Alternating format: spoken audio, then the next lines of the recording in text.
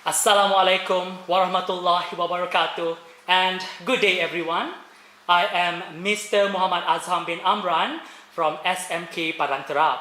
Today, for Kedah Education at Home, I'm going to be handling the literature slot. My focus today is on the novel Dear Mr. Kilmer. Before I begin, I would like to express my gratitude to Sektor Pembelajaran and Sektor Sumber Teknologi Pendidikan for having me here. And you are now streaming live on SSTP Kedah YouTube channel and also on Jabatan Pendidikan Negeri Kedah Facebook page. Thank you for tuning in. Now, talking about the novel Dear Mr. Kilmer. I am sure you have studied this with your teacher. So today, what we are going to do, we are going to recap some parts of the novel. Are you ready?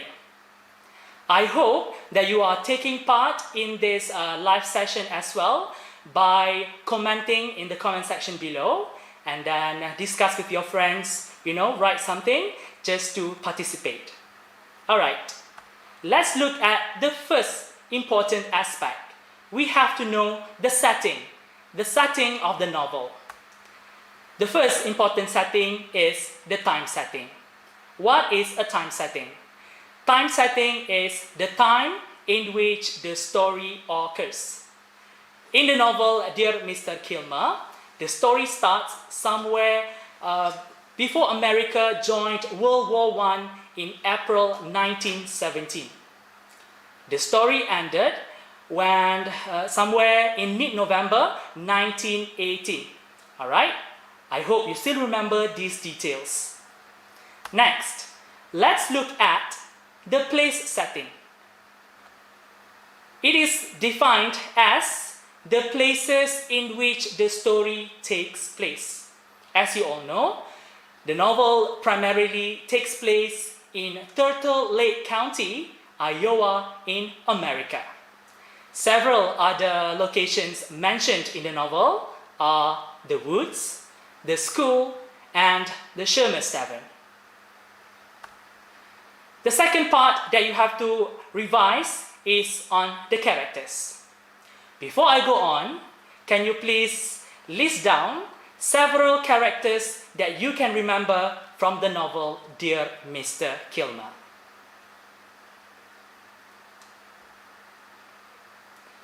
Who are the main characters? The main characters are the people described clearly and in depth. Alright? Usually, the main characters have important roles in a story. The main characters in the novel Dear Mr. Kilmer are Richard Knight, Mr. Joyce Kilmer, and Hannah Sharma. What about the minor characters? The minor characters are included to make the story more interesting. They are added and they play small roles in the story. Among the minor characters are Gus, Pa, Angie, Mrs. Hanson, and the troublemakers. Do you still remember the troublemakers? If you do, can you please list down the names of the troublemakers in the comment section down below? Thank you. Next up, we're going to look at the summary of the novel. We're not going to look at chapter by chapter summary, but just a simplified version of the summary, just to jog your memory. Alright? Now, in this novel, we can see that Richard is a social misfit. Misfit, meaning Richard Knight does not fit in with other people very well. He actually loves and he writes poetry, but he keeps his passion a secret. He is afraid to be mocked by others. So, that makes it difficult for Richard Knight to fit in with other people because he is good in doing something else that other people are not. Next, Richard has several interactions with Mr. Joyce Kilmer. Richard starts corresponding with Mr. Kilmer through letter writing. He finds admiration in Mr. Joyce Kilmer. So, through letter writing, he receives encouragement from Mr. Kilmer.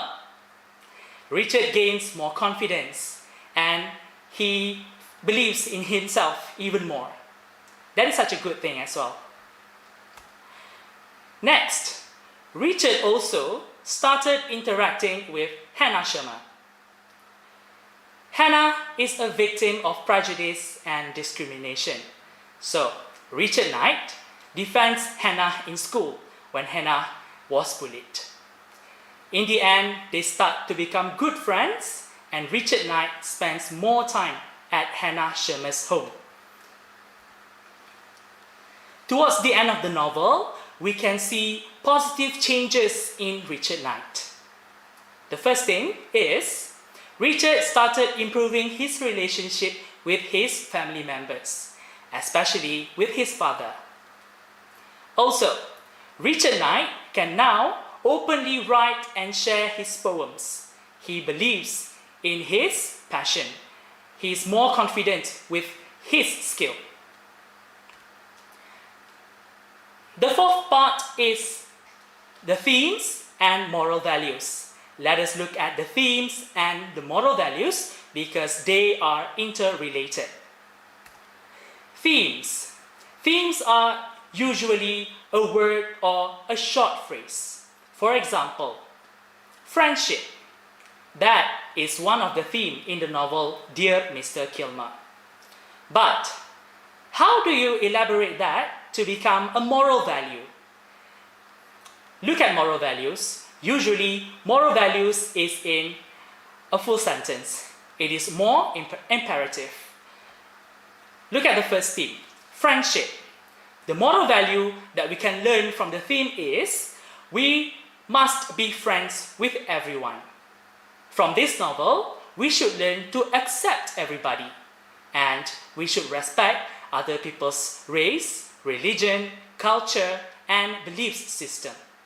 That is how you can elaborate on the moral values. The second moral value is prejudice. Sometimes moral values are in negative form. How do you turn it to become a moral value? Well, you write something like this. We should not be prejudiced to anyone. Alright? Try to accept everybody regardless of their race, religion, belief system, and culture. Alright? The third one is bravery. Bravery to stand up for what is right. In this novel, Richard Knight is brave to stand for what he believes is right. The moral values that we can learn from the theme is we must be brave to stand up for what is right. If you believe in something, you should stand your ground and believe in it. Okay? So that's how you relate the themes and the moral values. Now, in the comment section below, you can write down some of your questions and we will try to answer your questions later after the live session ends. Alright, dear teachers and dear students who are watching, we are moving on to the next important part of today's session. Alright, for your information, this session is in collaboration with Mr. Hafizuddin bin Yahya from SMK Datuk Syed Ahmad, Kuala Nerang, Kedah. So, we are going to look at some of the writing tips provided by Mr. Hafizuddin. Thank you, Mr. Hafizuddin. This question, novel question, will be tested in paper 2. The marks allocation is as follows. You will be awarded 10 marks for your content, up to 10 marks. And you will also be awarded up to 5 marks for your language. In total, you may get about 15 marks altogether. However, you must make sure that you have given the examiners a good response. Wow, what is a good response? Let's look at some of the criteria of a good response. A good response should answer what the question asks. Try your best to answer the requirement of the question.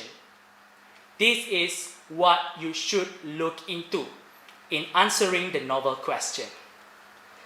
The second tip is to be as detailed as possible. Dear students, when you're giving your elaborations and examples, please make sure you provide the necessary details. Let the examiners know that you know the story very well. And the third tip is, don't give memorized answers. Try to show your understanding in your answers. This is a tricky part. That is why you have to learn the novel and you have to know the plot of the story. Okay, so I hope that you are ready because we are going to look at the writing tips for question number 33, novel, literature, Dear Mr. Kilmer. Oh, it would really be helpful if you have a pen and paper with you as well, because you might want to jot down some important details here. Okay, let's go. The writing tips. Let's look at the question layout. This is something that you have seen in your question paper before. Am I right? Take a look at the question. Let me give you some time to take a read at the question on the screen.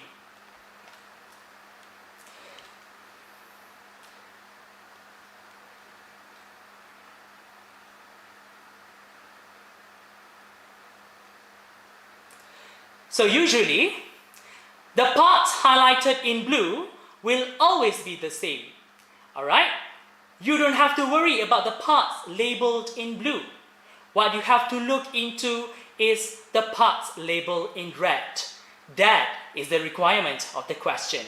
For example here, the requirement of the question asks you to describe one problem faced by the main character. And you also need to give your opinion about the way the problem was solved. If you manage to give what the question asks you to give, you will get 15 marks altogether. Now, let's look at step number 1, identifying the real question. Let us look at these two questions, two samples. One from SPM 2016 and the other one SPM 2017. Let's take a read.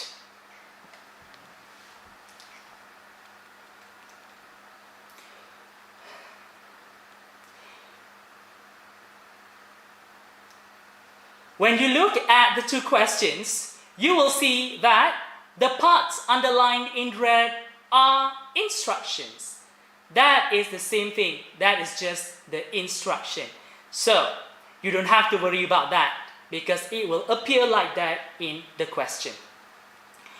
Now, get rid of the instructions to make it easier for you to understand the question. Now, whatever left is the real question. For example, in SPM 2016, you have to describe a scene that makes you either happy or sad. And then give reasons. For SPM 2017, you have to write a value that is important to one of the characters in the story and give reasons why. Okay. Let's move on to step number 2. Jot this down. Alright? Step number 2 is to find the focus of the question. There are 4 main focuses in the novel question. The first one is character and characteristics. Character and characteristics will always come together. You will also find themes, moral values, and events. These are the 4 important parts that you have to look into when studying novel. Alright. Let's look at the important keywords. Something similar. Alright. When you want to look at questions regarding the character and characteristic, these are some important keywords that probably will be asked in the question. The quality, trait, feature, and attribute all mean the same, characteristic. The second one, the important keyword for theme. Some synonyms are idea and topic. So, please be careful. The third part, for moral value, some synonyms are lesson and message. I am sure you are familiar with lesson and message. The last one, if the question asks for event, the question might use words like incident, scene, episode, or occurrence. Alright? So, let's move on to step number 3. Step number 3 is knowing the demand of the question. Normally, novel questions has 3 parts. The first part is for you to give details for the focus of the question. The second part, where you have to write about the effects from the focus of the question that you have just written down. The third part is for you to provide your opinion, the reason why you answer, the reason why you say something like that. Okay? Alright. The demands of the questions are usually a combination of the 3 parts. Alright? Let's look at one example. Describe a scene that makes you either happy or sad. And another one, a value that is important to one of the characters in the story. The details are the one highlighted in green color. Can you see them? 3 details provided here. And your opinion. Alright? That is why you are required to provide reasons for that kind of question. But remember, there are other combinations too. Alright? So don't just stick to this one combination. Alright? It is also important for you to decide the requirement of the question, whether it is in singular or plural form. Alright? It can usually be decided when you see if there is the letter S or not in the question. For example, I will provide the examples later. It is very important for you to answer according to the requirement. Okay? It will definitely help you to get better grades in your response. Now, how to decide the singular or plural requirement of the question? Let's look at the focus. Describe a scene. A scene is singular. And you also have to write about a scene that makes you either happy or sad. You have to choose whether you want to write about something that makes you happy or something that makes you feel sad. Here, you cannot write about both sad and happy incidents. Alright? Choose either one. In giving your reasons, however, you have to give several reasons because it is in plural form. Do you notice the letter S? Give reasons. It means you have to give more than one reason here. I hope you take note of this. Alright?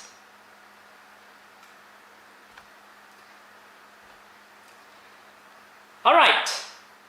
Your answer template, it should have at least 4 paragraphs. Okay, some of your teachers might teach you to give more than 4 paragraphs, but if you can give at least 4 paragraphs, you are on the right track already. Alright? What can you do? For example, for paragraph 1, you can write the introduction. Paragraph 2, write the body of your essay. Paragraph 3, the body of your essay. And the last part is the conclusion. This is just a suggested answer template. Alright? Now, in providing your response, you have to make sure you have a good introduction. A good introduction will let the examiners know whether the candidate is on the right track or not. So, a good introduction should have 3 parts. The first part is where you mention the name of the novel and the author. I'm sure your teacher has taught you to do this. The second part, you may give a short synopsis, 1 or 2 sentences only. Don't give a lengthy synopsis because there will be no extra mark awarded for the synopsis. Alright? We just want to give a brief introduction about the character or the novel at least. Alright? And the third part, try to repeat the question. This is to give a clear direction in your response. Okay? Let's look at an example of a good introduction. Let's look at the question. Describe one problem faced by the main character. Give your opinion about the way the problem was solved. Part 1. Provide the name of the novel and the name of the author. Part number 2. Give a brief synopsis. Part number 3. You write the focus of the question. The problem faced by the main character is, you can write about one life-changing event. Okay? And you have to be specific, mention the character's name in your introduction because we want to give a clear direction to the examiner. Alright? So, this is one example of part 3 for the introduction. The problem faced by Richard Knight is, he was afraid to share his poems with other people. Okay, if you combine all these 3 parts in one paragraph, it will look like this.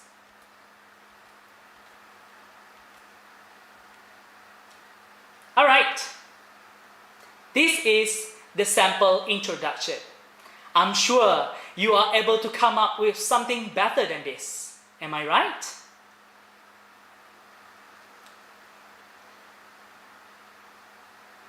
Okay, so just now I have briefed you about preparing the introduction. Are you ready? We're going to move on with the body of the paragraph. Alright?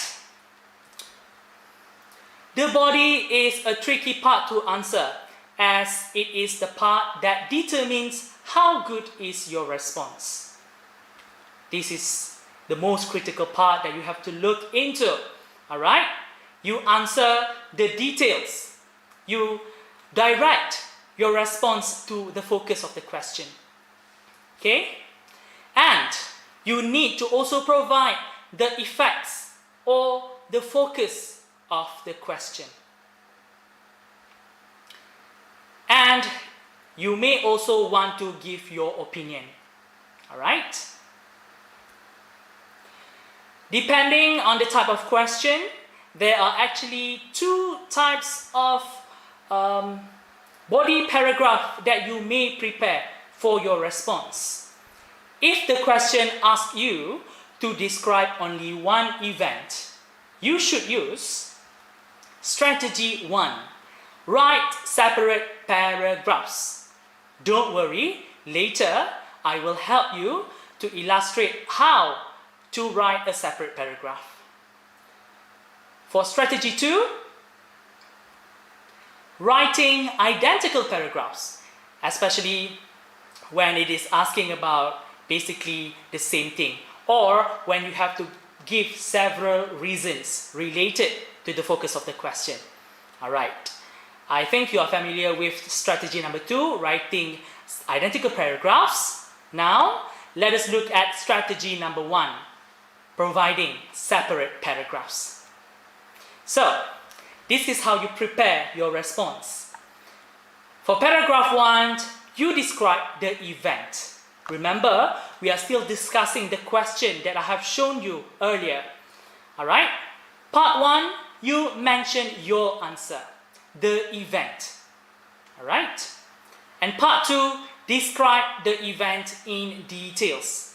Please make sure you don't give a mere narration or touch and go. Alright? Please go in depth when providing your elaboration or your examples. So, in paragraph 2, you may give your opinion, or you can describe the consequence, the effects of the event mentioned in paragraph number 1. So, in paragraph number 2, you may also mention your answer, the opinion, or the consequence. Alright? Later, I will show you a sample. And part 3, you may relate to yourself or give personal experience. This will definitely add value to your response. Let's see an example for paragraph number 1. Alright? The same question, SPM 2018. One problem faced by the main character. One problem, one main character. And you have to provide your opinion. So, there are 2 details that require your elaboration. This is why you have to write about it in depth. Okay? Now let's look at some sample answers. Okay, the one underlined in red, that is the focus of the question. Alright? In part 2, you may write that Richard wrote poetry, but he was afraid to share it with other people because his brother, Gus, and his classmates called poetry sissy stuffs. You have to elaborate to the examiner about this incident. You have to elaborate why his classmates mentioned the words sissy stuff. It will definitely help you in getting better grades for your response. Next, you explain how Richard solved this problem. Richard solved this problem by telling Mr. Kilmer, a renowned poet, about his poem. But then again, you have to explain this in details, elaborate in depth.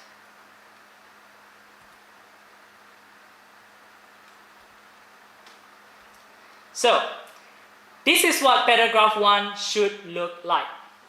The problem faced by Richard Knight is he was afraid to share his poems with other people.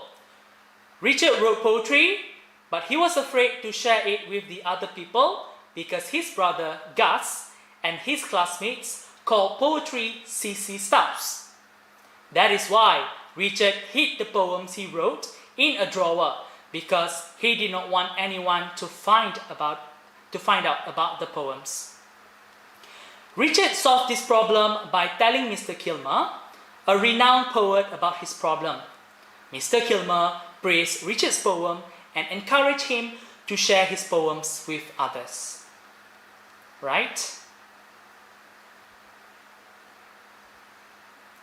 Let's look at an example for paragraph number 2. Paragraph number 2 is when you give your opinions about the focus of the question, the events just now. So you may write, in my opinion, Richard did the right thing to get help from someone who understands him like Mr. Kilmer. Elaborate. This is because By confessing to Mr. Kilmer, Richard received encouragement from his idol and finally become confident to do openly what he likes, which is writing poem.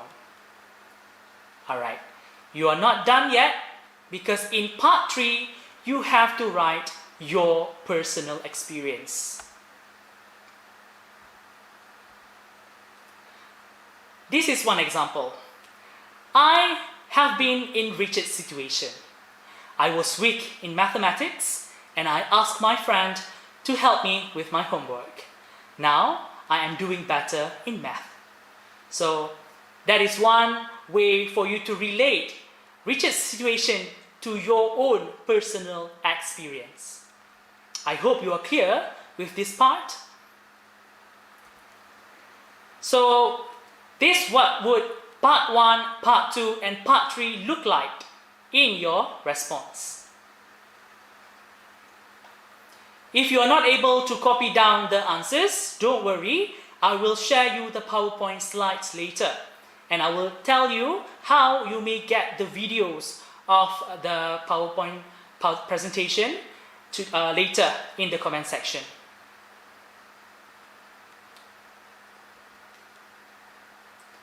Alright, let's look at strategy number 1, separate paragraphs.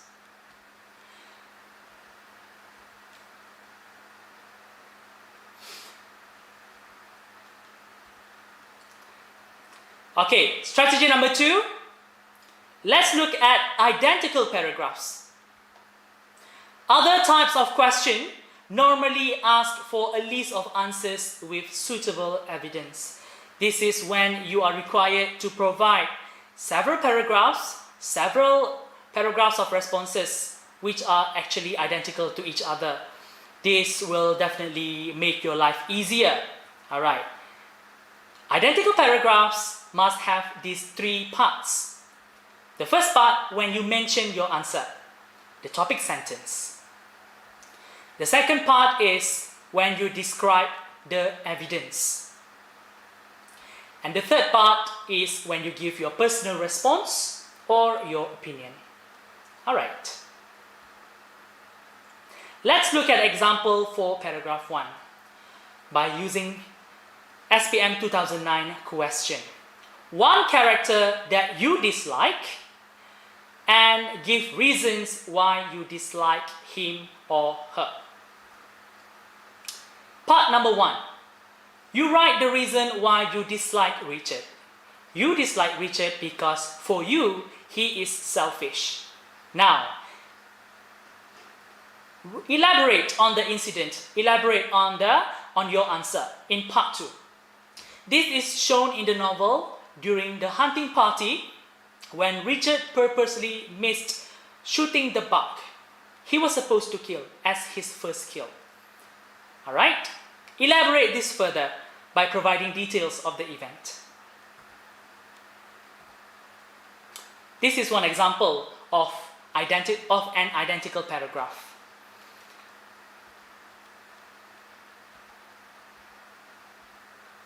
Alright, let me read this up for you. First of all, I dislike Richard because he is selfish. This is shown in the novel during the hunting party when Richard purposely missed the buck he was supposed to kill. One day, Richard followed Pa and Gus on a hunting party as part of his family tradition.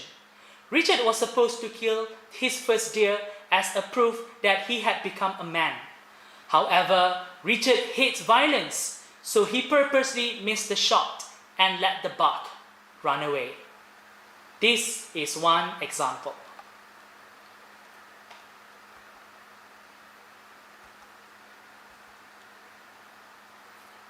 Now, you want to elaborate that you dislike Richard for him being stubborn. This is one example. I dislike Richard because he is stubborn. We can see in this novel, during the Liberty Bonds incident, when he declined his role as the Duff Boy. Elaborate on the event. The event began when Mrs. Hanson organized an essay writing contest to choose Lady Liberty and the Duff Boy. Hannah and Richard won the roles. However, Hannah decided to decline the role as many people complained about it.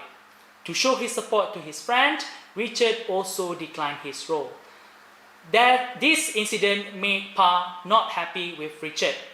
Pa told Richard that he should not be too close to the Shermers as they are not their people.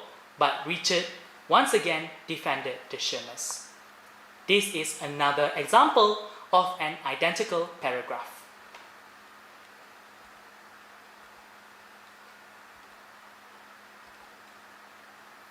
Now, we are going to look at the conclusion.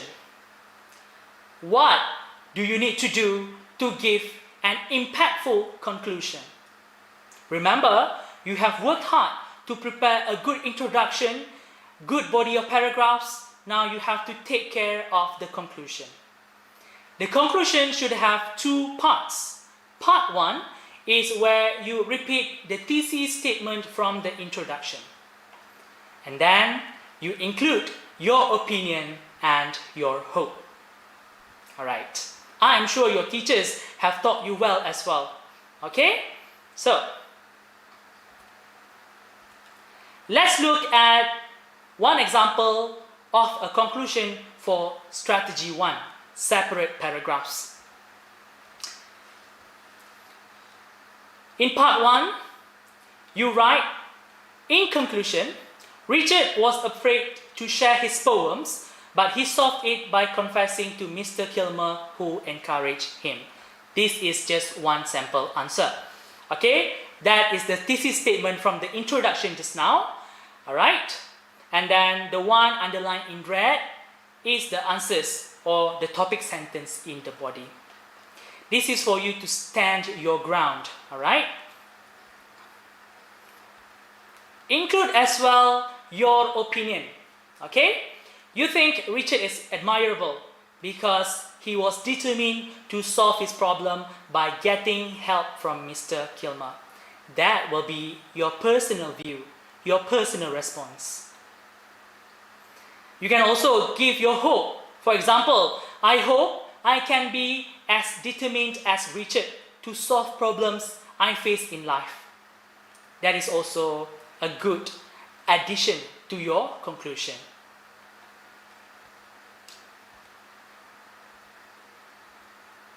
Okay, this is one sample conclusion.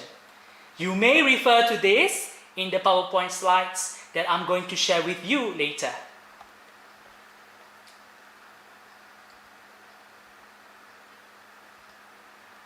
Now, let's look at one example for strategy 2.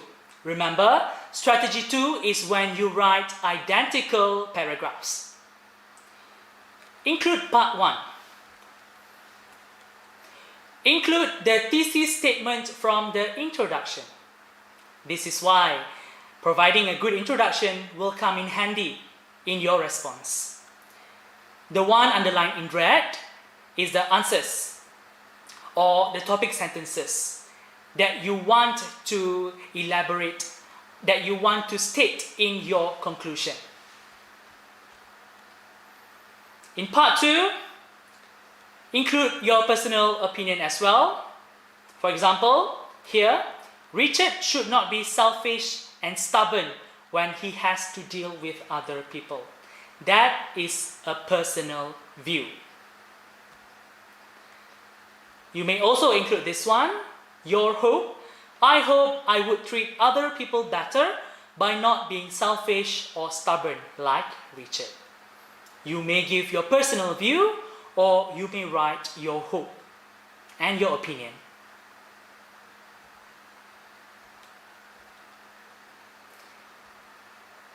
This is what your conclusion may look like in your response. I will share these PowerPoint slides later. Alright, just a quick reminder to SPM candidates 2020. You still have time to improve yourself in your English subjects, especially in paper 2, the novel part. Okay? One quick reminder, try to memorize 2 or 3 main events. It will definitely help you in answering, in giving a good response. Reminder number 2, focus more on answering the question. Fulfill the requirement of the question.